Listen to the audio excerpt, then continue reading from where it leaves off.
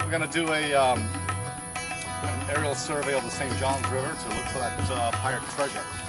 Aren't we, Todd? Yes, we are. Yeah. Todd, would you mind loosening up on the other side there? No problem. And then I need you to give me a hand to push the plane a bit forward.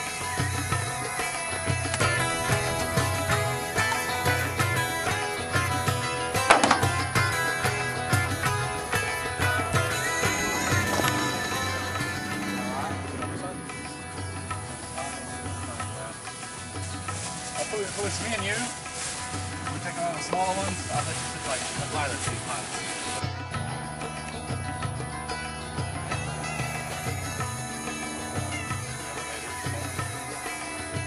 Gas jar. And this is what you used. This is the bathroom. This is the bathroom. Also, it has the function of draining fuel.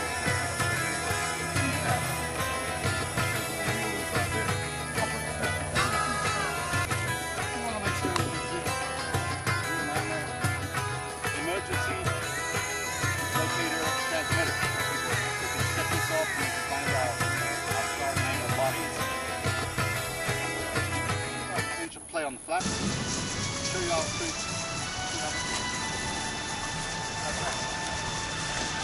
right up here in the wing root is a little drain from the fuel tank.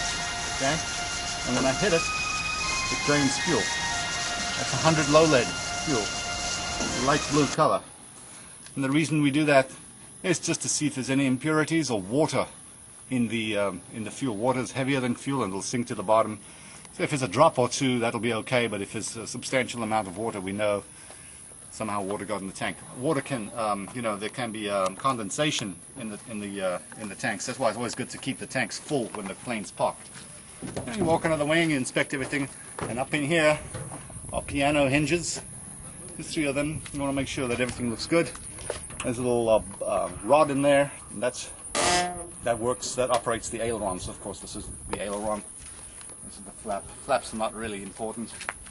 You can function without them, not a problem.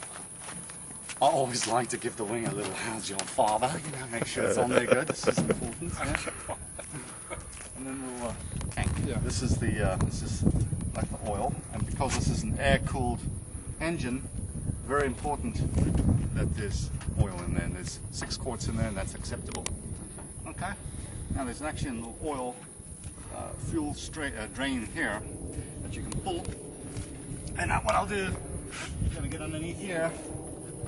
I'm going to hold the gas jar over there, and then I got to reach up in there and strain some more oil, fuel.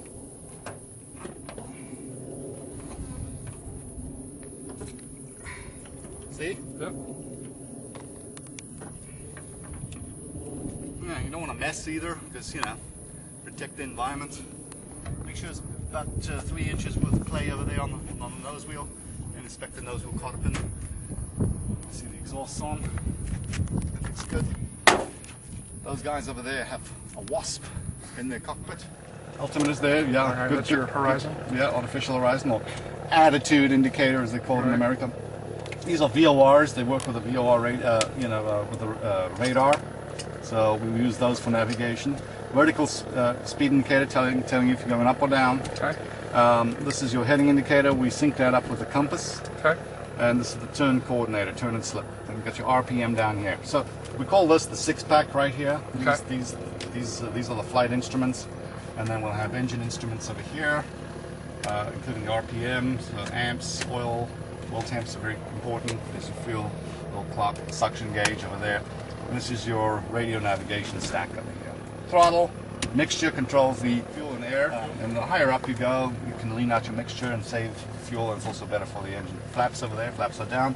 This is your trim wheel. I showed you the trim tab on the back there. You can select fuel tanks left or right. Okay. I always leave it on both, obviously. These are gravity-fed tanks that come through here, and they just, it's a pretty reliable system. And that's all you need to know about flying. Let's gear up.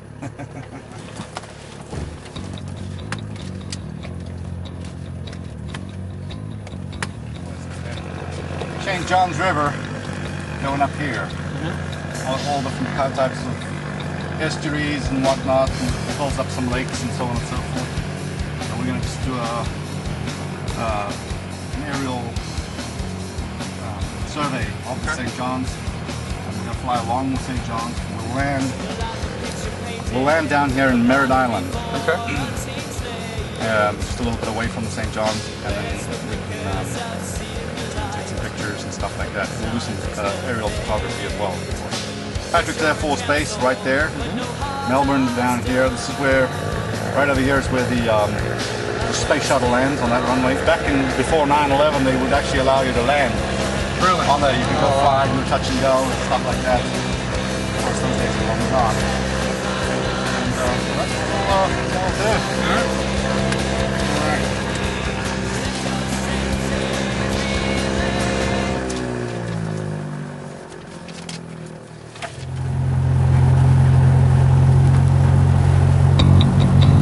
I got a bad feeling. Okay. Well, maybe stop now. We're going to take off.